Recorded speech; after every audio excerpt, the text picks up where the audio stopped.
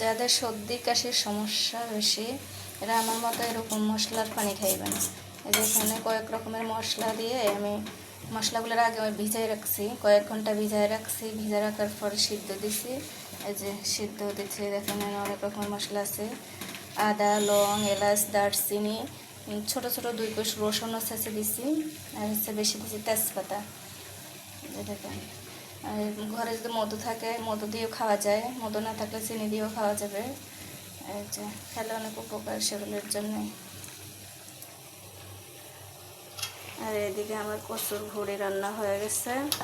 যেদিনে কচুর ভুড়ি রান্না করবেন ওই দিনে ঘরে এবং হাতের কাছে লেবু রাখবেন, কারণ লেবু এজন্যই রাখবেন, অনেক সময় কচু কাটার পরে এবং ধোয়ার পরে হাত অনেক চুলকায়।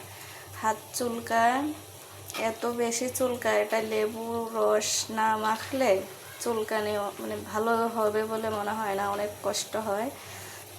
এই আর কি। আর হচ্ছে খাওয়ার পরেও যদি চুলকা মনে হয় তাহলে একটু লেবু খেয়ে নেবেন, আর না হলে একটু লেবু এটার সাথে দিয়ে দিবেন, তাহলে আর চুলকাবো না।